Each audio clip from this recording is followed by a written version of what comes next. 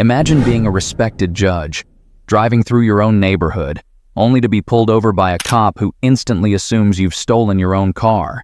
What would you do if, despite your authority and accomplishments, you were treated like a criminal simply because of your race? And when the truth finally comes out, how do you think the officer will react when they realize who you truly are? This shocking story will make you question, how often does this happen? And what does it take for justice to truly prevail? Before we begin this heartfelt story, let us know in the comments where you're tuning in from today, and don't forget to subscribe for more stories like this. Isaiah Carr brushed a speck of dust off the dashboard of his brand new Lexus. It was only a week old, but he already treated it like a prized possession. The leather seats had barely lost their factory shine, and the smooth purr of the engine gave him a sense of satisfaction that felt almost tangible. He'd just come from his office at the courthouse, a long day behind him filled with back-to-back hearings, paperwork, and the weight of other people's problems. But this drive, down the wide, tree-lined streets of Winterdale, Michigan, was his favorite part of the day. It allowed him a moment to decompress, to feel in control again. The calm streets, with their grand, sprawling homes set back from the road, were a sharp contrast to the tension that often followed him at work. But the momentary peace in his mind didn't last long. Just as Isaiah started humming along with the smooth rhythm of the jazz on the radio, flashing blue and red lights pierced the evening calm.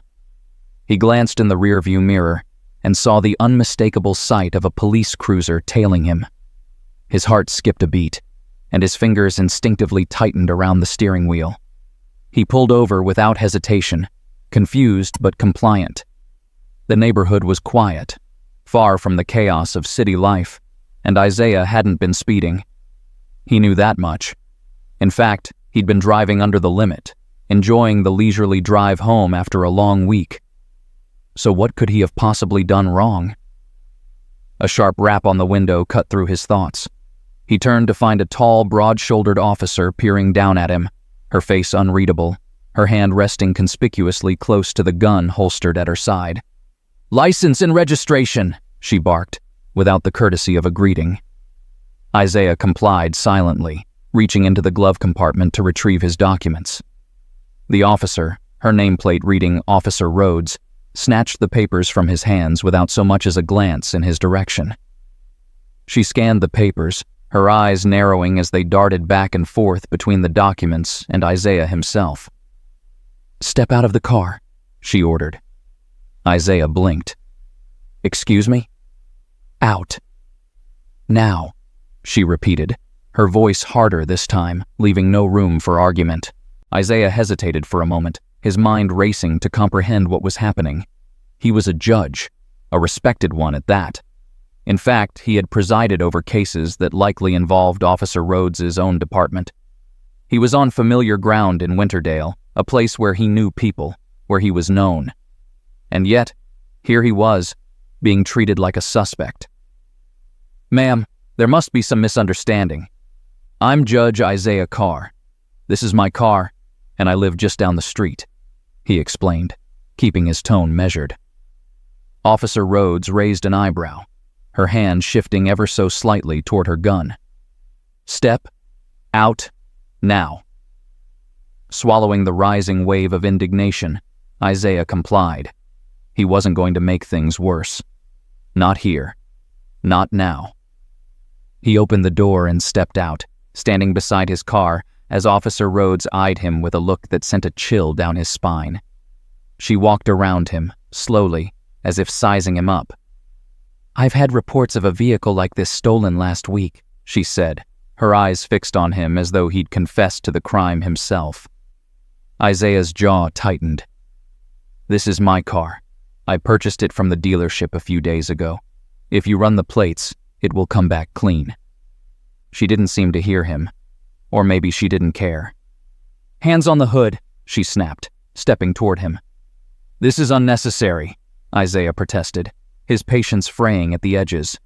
"I've done nothing wrong." Officer Rhodes's eyes glinted with something he couldn't quite place. Was it suspicion? Or something more sinister? "You're going to do as I say, or we'll have a problem," she said, her voice hard and unyielding. Isaiah's blood ran hot, but he reminded himself to stay calm. He wasn't just anyone. He knew how to handle situations like this.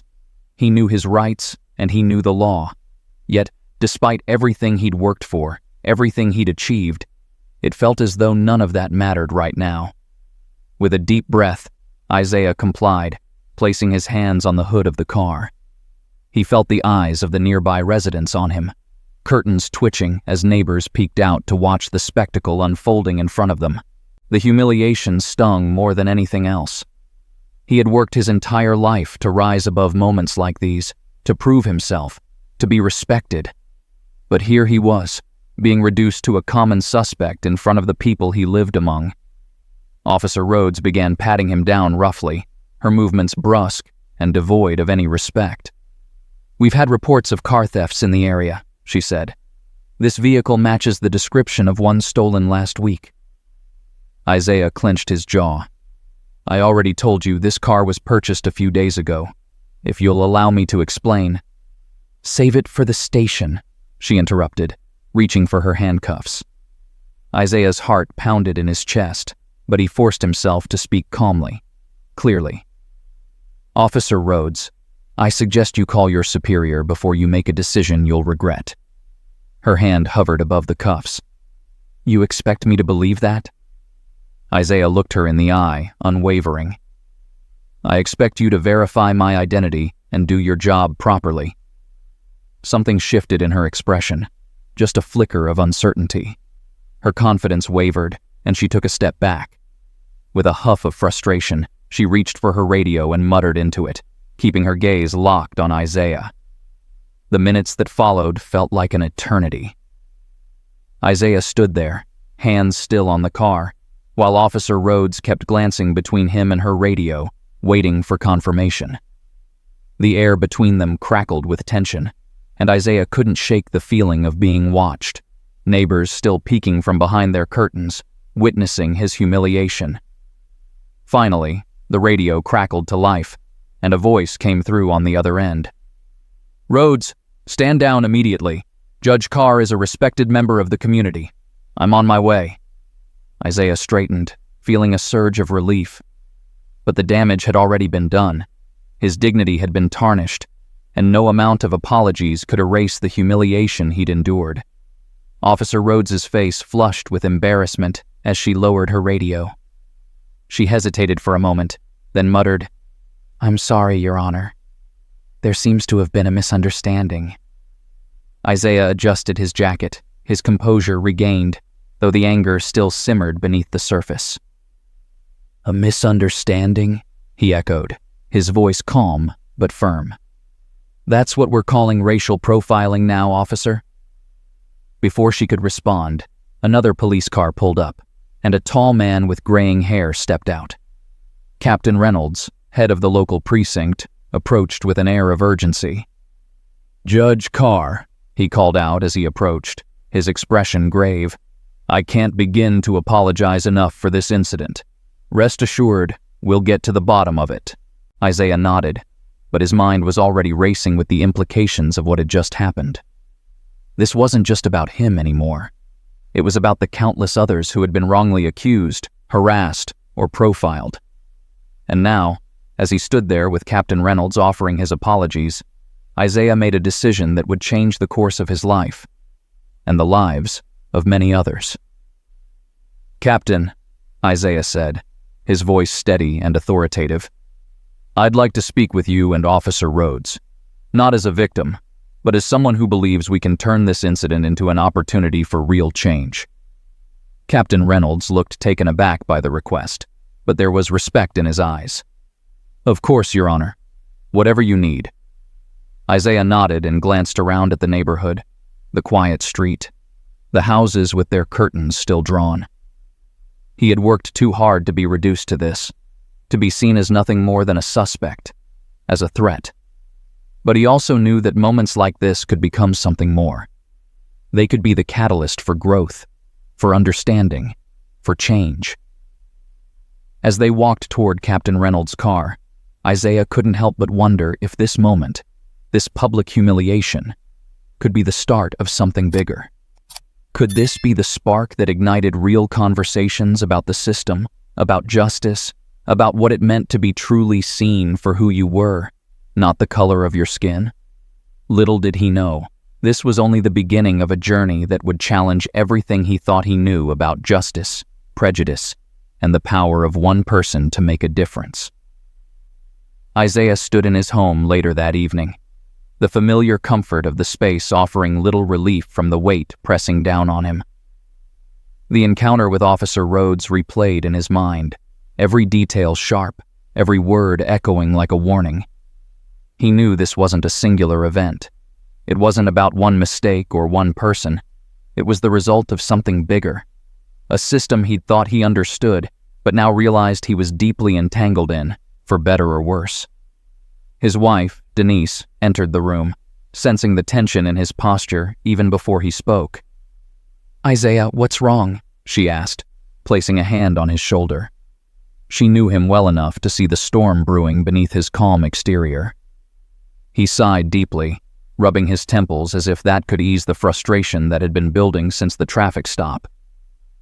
"You won't believe what happened today. I was pulled over, accused of stealing my own car." Denise's eyes widened in disbelief. "What? You? Here in Winterdale?" He nodded. "Yeah, by one of our own officers, Rhodes. She had me get out of the car, hands on the hood, the whole humiliating drill. The neighbors watched, curtains moving, but nobody came out. Not a word, not a soul." Denise's expression shifted from concern to anger. "Isaiah, this is unacceptable. You're a judge. They know you." "And that's exactly the problem," Isaiah replied, his voice low but fierce. "It doesn't matter who I am or what I've achieved. In their eyes, I was just another black man driving a nice car in the wrong neighborhood. If it can happen to me, what does that say for the others who don't have the same resources, the same protection?" Denise shook her head, her frustration mirroring his. "This is ridiculous. Something has to change." Isaiah walked to the window, staring out at the perfectly manicured lawns and neatly parked cars. "I talked to the captain afterward, suggested a program, something to teach these officers about what it's like for us on the other side of the badge. But it's not enough." Denise moved closer, her voice softening. "What are you going to do?" Isaiah turned toward her, his jaw set with determination. "I'm going to use this. I can't let this moment slip by. We've been complacent for too long. I want to sit down with Officer Rhodes, with the entire precinct, and show them what real justice looks like. Not just for me, but for everyone." Denise smiled faintly, her eyes filled with both pride and worry. "I know you will. But be careful, Isaiah. These things, they don't change overnight. You'll be pushing against a lot of resistance." Isaiah nodded, knowing full well the truth in her words. "That's why it has to start now." The following week, Isaiah found himself standing before a group of police officers in a conference room at the Winterdale Police Department. The air in the room was thick with tension, as if the weight of past mistakes and unspoken accusations hovered just above their heads. Officer Rhodes sat among them, her face tight, her eyes flickering between discomfort and defiance. Isaiah could sense the battle going on inside her, whether to admit she had been wrong or to double down on the assumptions she had made. Captain Reynolds stood near the back, arms crossed, watching intently. Isaiah cleared his throat and began. "I'm not here to lecture anyone," he said, his voice calm but firm. "I'm here because I believe something needs to change. Last week, I was pulled over by one of your officers. It wasn't because I was speeding. It wasn't because I was breaking the law. It was because I was driving a nice car in a neighborhood where I apparently didn't look like I belonged." The room remained silent, but Isaiah could feel the discomfort growing. A few officers shifted in their seats. One or two glanced at Rhodes, who stared straight ahead, her face a mask of indifference. "I've spent my entire career working to uphold the law," Isaiah continued. "I've sat in courtrooms day after day, watching people's lives change with a single decision. I've worked hard to ensure that justice is served fairly and impartially. But last week, I was reminded that no matter how far you climb, no matter what title you hold, there are still some battles that you can't avoid. His gaze swept across the room, meeting the eyes of each officer, one by one. This isn't about me. It's about the system. It's about the way we see each other. It's about the assumptions we make when we look at someone like me behind the wheel of a nice car. Isaiah could see a few heads nodding subtly, but most of the room remained stoic, the walls of defense firmly in place. "We can't change everything overnight," he said, echoing Denise's words. "But we can start small. We can start by having conversations like this, by challenging those assumptions, by understanding that every time you make a decision based on bias, you're not just hurting one person, you're hurting the community, the justice system, and the trust that's supposed to exist between us."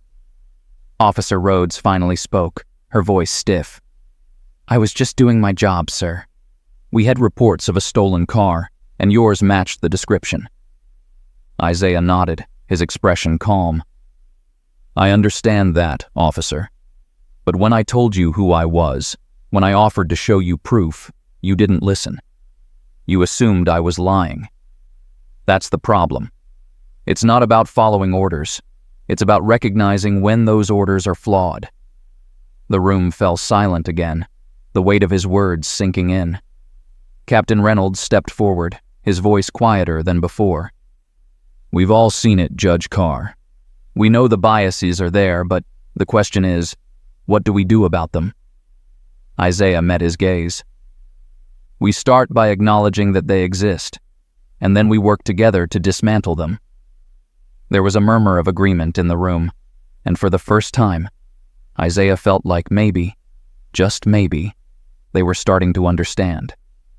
It was a small step, but it was something. Weeks passed, and the tension from that meeting slowly began to fade. Officer Rhodes had agreed to shadow Isaiah in his courtroom, an offer he had extended to help bridge the gap between the badge and the bench. It wasn't easy at first. Her rigid demeanor and cool detachment were hard to break through, but Isaiah was patient. One afternoon, after watching him preside over a particularly difficult case involving a young black man falsely accused of assault, Rhodes finally broke her silence. "I never realized how much of this is out of their control," she admitted quietly, standing beside Isaiah after the courtroom had emptied. Isaiah glanced at her, surprised by the vulnerability in her tone. "What do you mean?" Rhodes sighed, her shoulders sagging slightly. "I mean, you hear things in the station. You see people brought in, and you start to make assumptions. We're trained to follow protocols, but we're not trained to understand what happens after. I've been sitting here, watching you, watching these people's lives get torn apart by a system that's supposed to protect them. It's different when you see it up close." Isaiah nodded, his voice gentle. "It's different when you live it." Rhodes looked down, her jaw clenched. "I'm sorry for what happened that day. I really am." Isaiah didn't respond right away. He could sense the internal struggle she was going through. The process of unlearning that was far more painful than anyone cared to admit. "Apologies are a good start," he finally said. "But what really matters is what you do next." Rhodes nodded slowly. "I know, and I want to do better. I want to understand." Isaiah smiled, a small flicker of hope sparking inside him. "That's all I can ask for." A month later, Winterdale found itself the subject of national headlines. A local contractor, Apex Builders, had been exposed for running unsafe construction sites and bribing city officials to overlook violations. The story was big enough on its own, but what made it even more explosive was the involvement of high-ranking officers within the Winterdale Police Department, some of whom had been complicit in covering up the company's wrongdoings. Isaiah had heard whispers of the scandal before it broke wide open. He'd been presiding over a few cases related to the construction company and had started piecing things together. But the full extent of the corruption didn't hit him until one late evening when his phone buzzed with a message from Aaron, a detective he'd known for years. "We need to talk. Urgent." Isaiah met Aaron at a quiet diner on the edge of town. It was nearly deserted. Just a few late-night patrons hunched over cups of coffee. Aaron slid into the booth across from Isaiah, his face etched with worry. "What's going on?" Isaiah asked, his voice low. Aaron glanced around, then leaned in. "Apex builders. They're in deep with some people at the top of the department. Bribes, falsified reports, you name it. And it's bigger than we thought." Isaiah frowned. "How big are we talking?"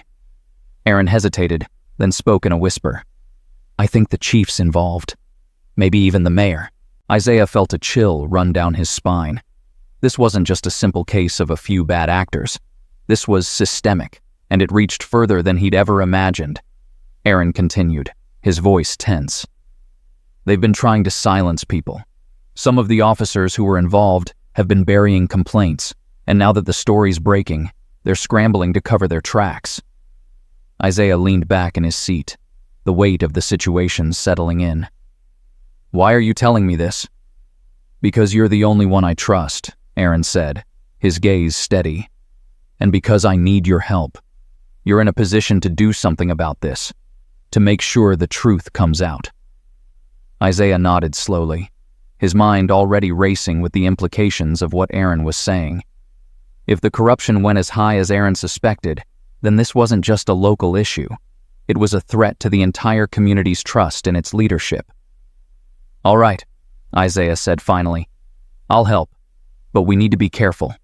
If they're willing to cover up this much, they won't hesitate to go after anyone who gets in their way."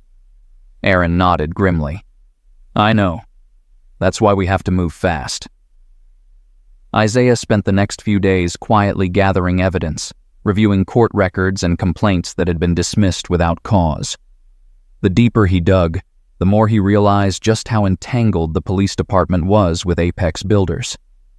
Payments, off-the-record meetings, and falsified reports pointed to a web of corruption that threatened to ensnare anyone who got too close. And it wasn't just about money.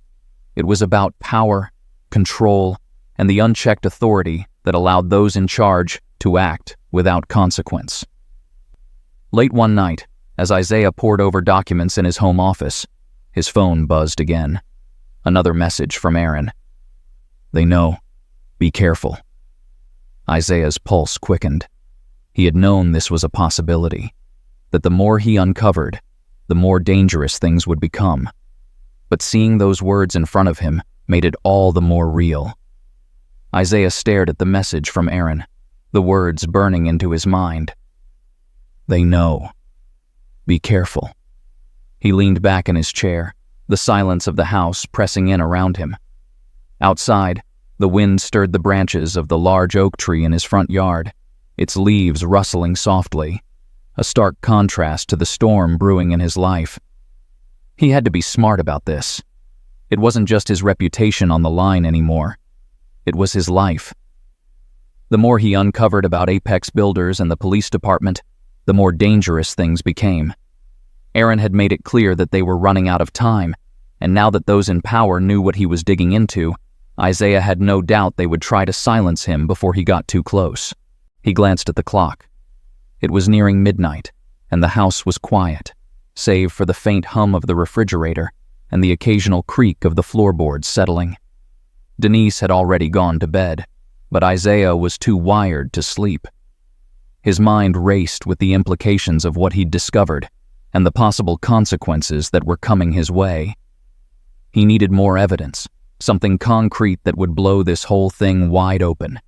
But he couldn't do it alone. He needed people he could trust, people who would stand by him when things got messy, and he knew exactly who to call.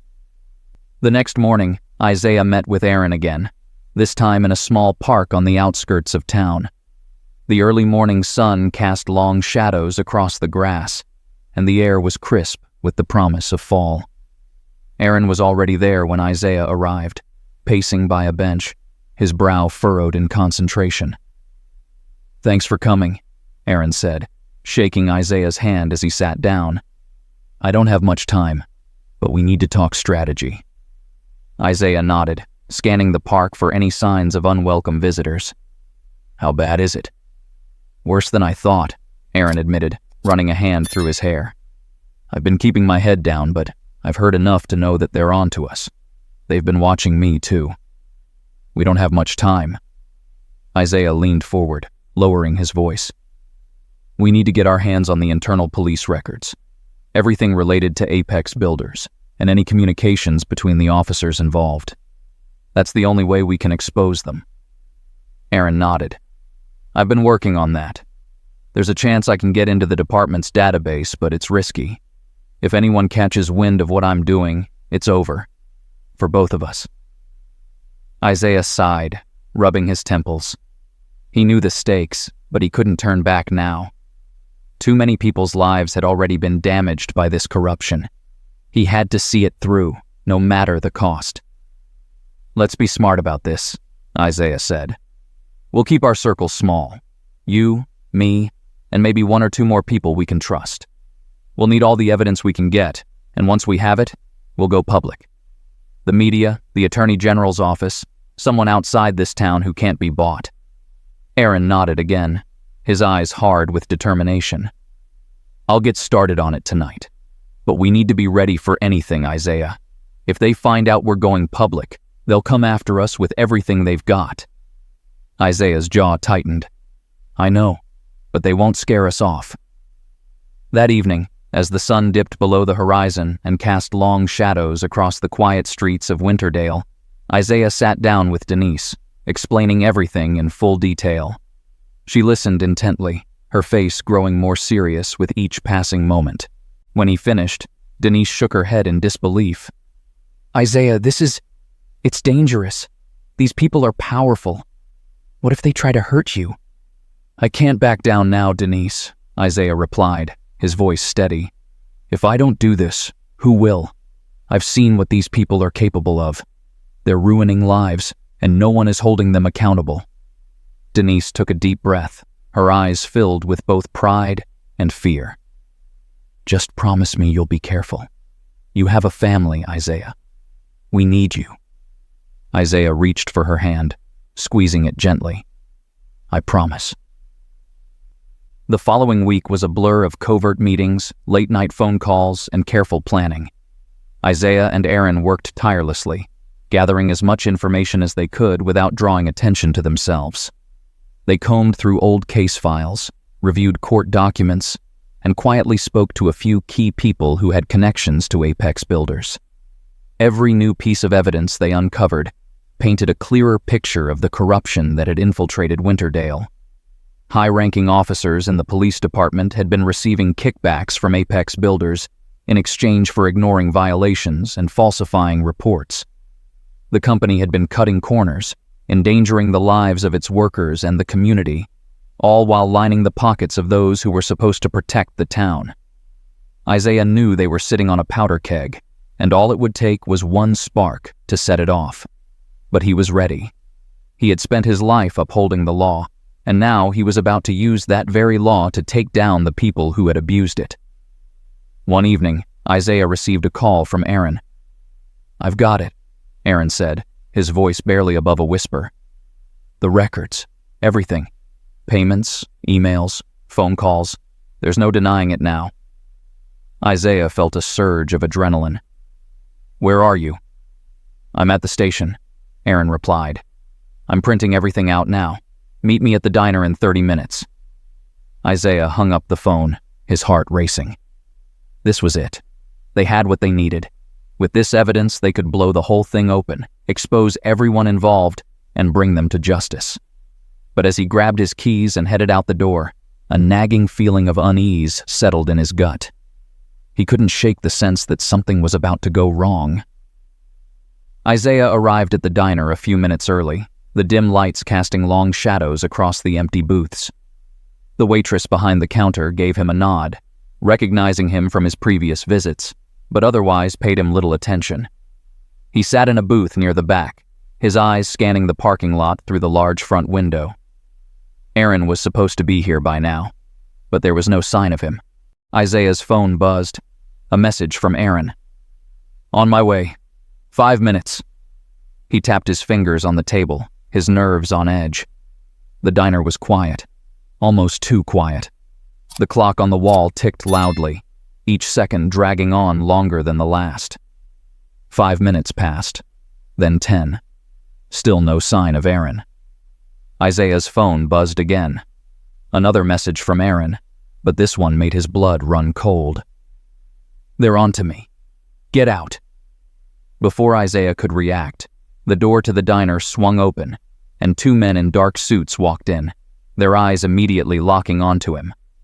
They didn't look like locals, and the way they moved with purpose told Isaiah everything he needed to know. He was in danger.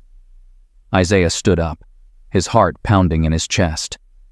The men walked toward him, their expressions unreadable.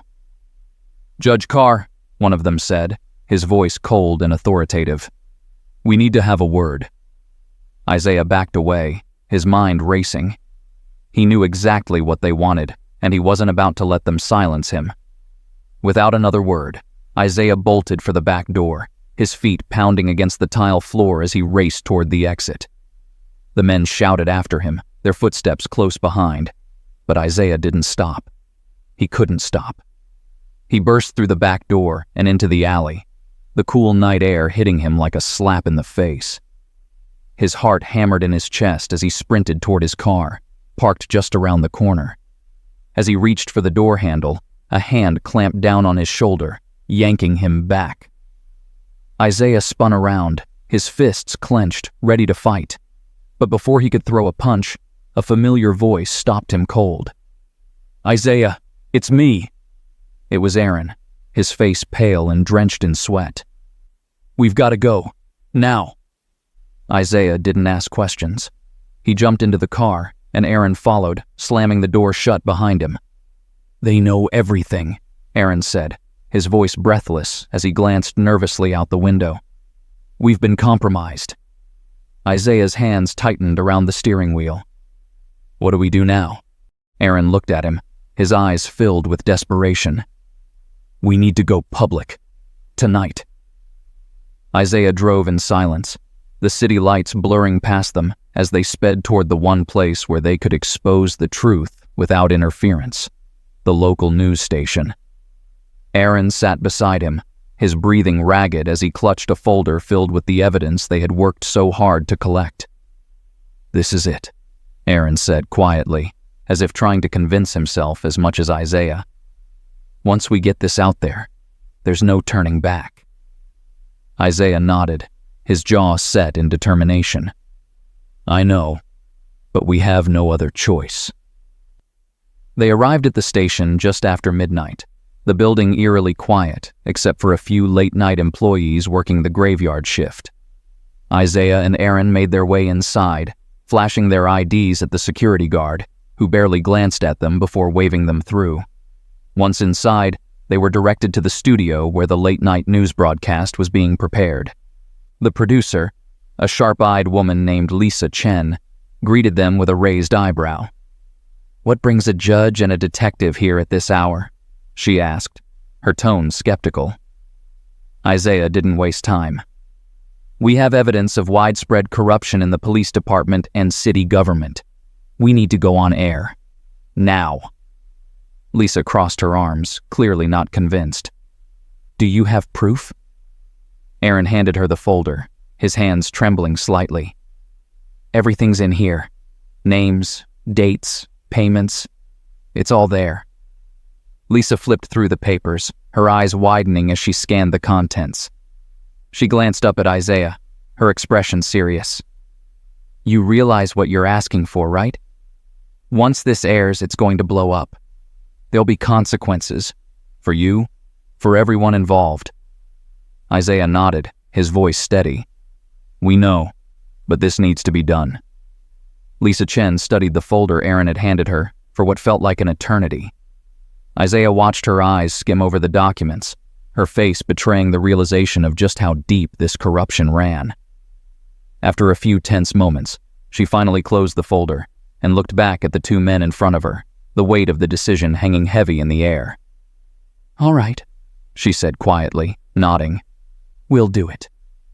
Isaiah and Aaron exchanged a look of relief, but they knew it was only the beginning. Once this went public, The fallout would be immediate and brutal. Those who had orchestrated the corruption wouldn't go down without a fight, and they would do everything in their power to stop the truth from coming out. Lisa led them into the studio, where the late-night news team was preparing for the broadcast. The anchor, a calm-faced man named Jeff Lawson, was sitting at his desk, flipping through notes when Lisa approached him. "Jeff, we're going live with this," she said, placing the folder on the desk. "This is bigger than anything we've ever covered before." Jeff looked up at her, his brow furrowing as he opened the folder. He read the first few lines, then looked back up at Isaiah and Aaron, his expression hardening. "This is real?" he asked. "Every word of it," Isaiah said, his voice steady. "And we need to tell the public before it's too late." Jeff took a deep breath and nodded. "All right, we'll get ready." The clock ticked closer to midnight as the team scrambled to prepare for the broadcast. Cameras were adjusted, lights were fixed, and Isaiah and Aaron were ushered into makeup to cover the exhaustion and tension etched into their faces. As the final preparations were made, Isaiah felt a sense of both dread and resolve settle over him. This was the moment they had been building toward, the moment when everything they had worked for would either succeed or crumble. The power that came with the truth felt heavy, but Isaiah knew that it was necessary. He couldn't turn back now. The countdown to the live broadcast began. Isaiah sat next to Aaron under the bright studio lights, their faces reflected on the monitors scattered around the room.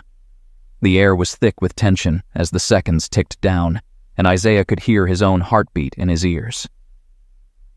Jeff Lawson took his place at the anchor desk, his expression serious as he shuffled his notes. The camera light blinked red, signaling they were about to go live.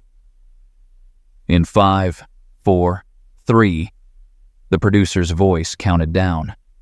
Jeff looked into the camera, his voice calm but filled with gravity. "Good evening. We interrupt your regular programming for a special report." Isaiah could feel the weight of the moment pressing down on him. There was no turning back now. This was it. The broadcast began with a brief introduction of Isaiah and Aaron, outlining their roles and credentials. Jeff then turned the floor over to them, his voice steady as he introduced the topic. "Tonight, we bring you a story that will shake the very foundation of this community. Corruption, bribery, and the abuse of power have infiltrated the highest levels of our local government and police department. With me tonight is Judge Isaiah Carr and Detective Aaron Walker, who have uncovered a web of criminal activity that has gone unchecked for years." Isaiah cleared his throat, his voice calm but filled with purpose. "What we have uncovered is evidence of widespread corruption within the Winterdale Police Department and Apex Builders, a local construction company that has been involved in illegal activities for years. Officers, including high-ranking officials, have accepted bribes to cover up safety violations, falsify reports, and silence those who speak out." The camera cut to Aaron, who elaborated on the details of the investigation. "We have evidence of payments made to officers in exchange for looking the other way. The corruption runs deep, and it's clear that the leadership within both the police department and local government has been complicit in these crimes." Isaiah's heart raced as he spoke, the weight of the truth crashing down on him with every word. But he remained steady, determined to see this through. "For too long, this corruption has gone unchecked," Isaiah continued. "But tonight, we are bringing this to light. We have the documents, the proof, and we are sharing it with the public. This is not just about one company or one department. This is about justice, about holding those in power accountable for their actions." The broadcast lasted less than 30 minutes, but by the time it ended, the studio was buzzing with activity. Phones were ringing off the hook, social media was exploding with reactions, and Isaiah could feel the shift in the air. The truth was out there now, and there was no way to stop it. But as the team wrapped up, Isaiah's phone buzzed in his pocket. He pulled it out and saw a message from an unknown number. "You shouldn't have done that. Now you've made it personal." His stomach dropped. He knew what this meant. The people they had exposed wouldn't just sit quietly while their empire crumbled. They would come for him, for Aaron, for anyone involved in this broadcast. The fight was far from over. Isaiah quickly showed Aaron the message, and Aaron's face darkened. "They're coming." Isaiah nodded, his voice steady but filled with tension. "We need to be ready." The days that followed were a blur of chaos. The stories spread like wildfire, reaching not just Winterdale, but surrounding cities and even the state capital. The news of widespread corruption rocked the community, and within hours of the broadcast, protests had already begun outside the police station and city hall. Isaiah and Aaron were thrust into the spotlight, their names now synonymous with the fight for justice in Winterdale. But with that recognition came danger. The threats against them intensified. Anonymous messages, late-night phone calls, and strange cars parked outside their homes became a regular occurrence. Isaiah had expected backlash, but not like this. It wasn't just his career or reputation at risk anymore. It was his family's safety. Denise was worried, her normally calm demeanor now tinged with fear. She tried to hide it, but Isaiah could see the strain in her eyes, the way she jumped at the slightest noise. "You should go to the police," Denise said one night as they sat at the kitchen table, their dinner untouched in front of them. Isaiah shook his head. "I can't. They're part of this. We can't trust anyone on the inside." Denise sighed, her hands trembling as she reached for her glass of water. "So what do we do?" Isaiah clenched his fists. "We stay strong. We keep pushing. We've exposed them, and now they're scared. They want us to back down, but we can't." Denise's eyes filled with tears, and she reached for his hand. "I just don't want to lose you, Isaiah. Promise me you'll be careful." Isaiah squeezed her hand gently. "I promise." Meanwhile, Aaron had taken to staying in a motel on the outskirts of town, keeping a low profile while they waited for the dust to settle. He knew they had stirred up a hornet's nest, and it was only a matter of time before things escalated. One night, as Aaron sat in his dingy motel room, his phone buzzed with a call. He answered it, expecting another threat, but instead, it was Lisa Chen from the news station.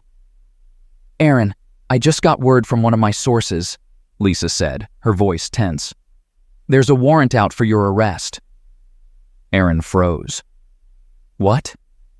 "They're accusing you of tampering with evidence in a previous case," she explained. "It's a setup, Aaron. They're coming for you." Aaron's heart pounded in his chest. He knew this was coming, but it still hit him like a punch to the gut. They were trying to discredit him, to silence him before he could do any more damage.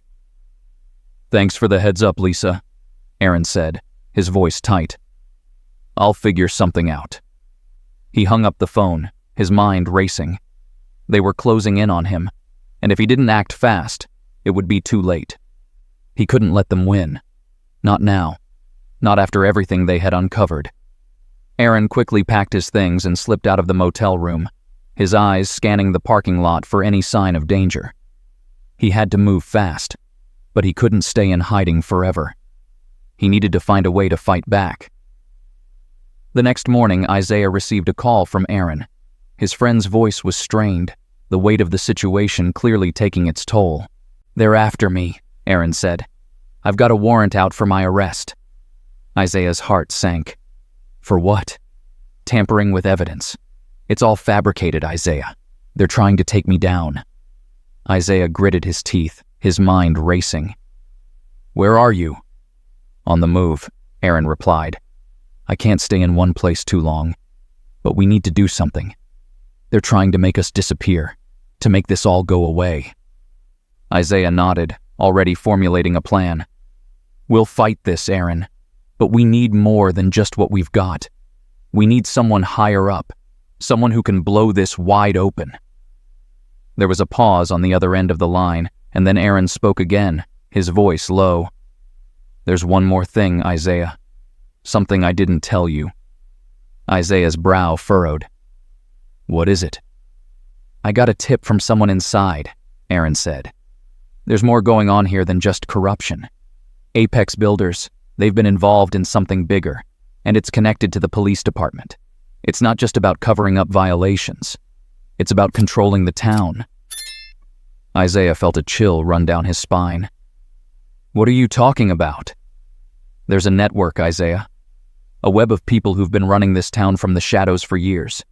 Apex Builders is just the front. The real power lies with the people pulling the strings, and they'll do anything to keep it that way. Isaiah's grip on the phone tightened. Who's behind it? I don't know yet, Aaron admitted. But I'm going to find out. I just need time. Isaiah's mind raced. This was bigger than he'd ever imagined. It wasn't just about corrupt officers or a shady construction company. It was about something far more dangerous, something that could destroy everything they had worked for. Be careful, Aaron, Isaiah said, his voice heavy with concern. We're in deep now. I know, Aaron replied, but we're not backing down. Isaiah hung up the phone, his mind a whirlwind of thoughts. What Aaron had just told him changed everything.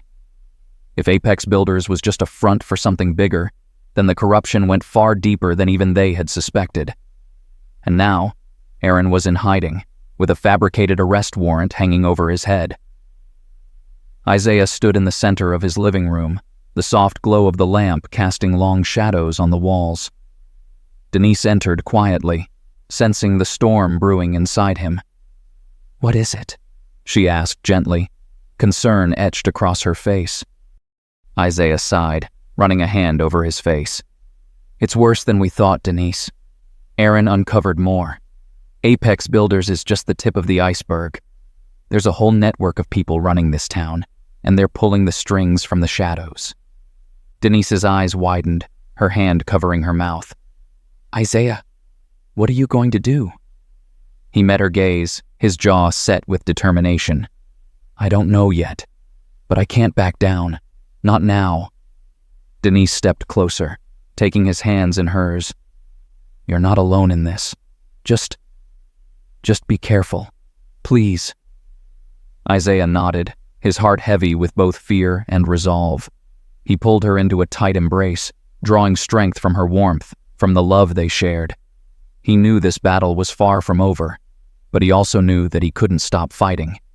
Not until justice was served. The next morning, Isaiah sat in his office, staring at the documents spread out before him. They had enough evidence to expose the corruption in Winterdale, but now that Aaron had uncovered the deeper conspiracy, everything felt much more dangerous. If there were powerful figures behind Apex Builders, they would stop at nothing to keep their secrets buried. Isaiah picked up the phone and dialed the number of an old friend, someone he hadn't spoken to in years but knew could help. After a few rings, a familiar voice answered. Isaiah Carr. Long time. Joseph, I need your help, Isaiah said, cutting straight to the point. Joseph was an attorney who had worked in the state's attorney general's office. They had crossed paths several times over the years, but this was different. Isaiah was calling in a favor. Joseph's tone shifted. What's going on? I've uncovered something big. Corruption in the police department, bribes, falsified reports. It's all connected to a local construction company. But it goes deeper. I need someone who can take this to the highest level. Someone I can trust. There was a long pause on the other end of the line. Then Joseph spoke again, his voice low. You're serious about this? I wouldn't be calling you if I wasn't. All right, Joseph said. Send me what you have. I'll take a look and see what we can do. But Isaiah, be careful. You're playing with fire. Isaiah nodded, knowing full well the risks.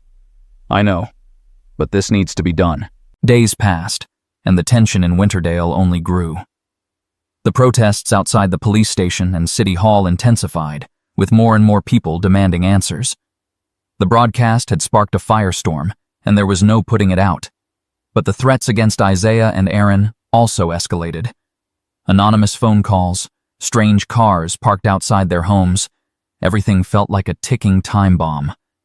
And now that Aaron was in hiding, Isaiah felt the weight of the fight on his shoulders. He spent every waking moment reviewing the evidence, working with Joseph to build a case that would expose the full extent of the corruption. But the more he dug, the more dangerous things became. One evening, as Isaiah was leaving the courthouse, a black SUV pulled up beside him. The tinted window rolled down, revealing a man in a suit with a cold, calculating gaze. "Judge Carr," the man said, his voice smooth. "A word of advice. Walk away while you still can." Isaiah's heart pounded in his chest, but he didn't flinch. "I'm not walking away." The man smiled, though there was no warmth in it. "That's unfortunate. You're making this personal." Isaiah clenched his fists. "This is about justice, and I'm not afraid of you." The man's smile faded, and his gaze hardened. "You should be." Without another word, the window rolled up, and the SUV sped off, leaving Isaiah standing alone on the street, his pulse racing. Isaiah knew he couldn't wait any longer. The people behind Apex Builders weren't going to let this go quietly, and now that they had made their threats personal, he needed to act fast. That night, he met with Joseph and Lisa Chen, the news producer who had helped them air the original broadcast. They gathered in a small conference room, poring over the documents and planning their next move.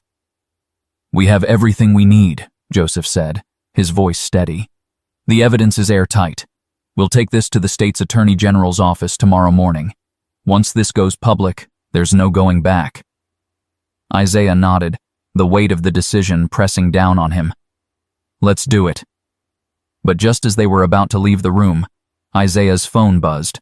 It was a message from Aaron. "I've got the final piece. Meet me at the old warehouse on 5th Street. Isaiah's stomach twisted. The warehouse on 5th Street was a rundown, abandoned building on the outskirts of town. It was the last place anyone would want to meet, especially in the middle of the night. He showed the message to Joseph and Lisa, his voice tense. "Aaron wants to meet. He says he has the final piece." Joseph frowned. "It could be a trap." Isaiah shook his head. "No, it's Aaron. I trust him." Lisa nodded, though her expression was tight with concern. "Then let's go, but we need to be careful." Isaiah, Joseph, and Lisa arrived at the warehouse just before midnight.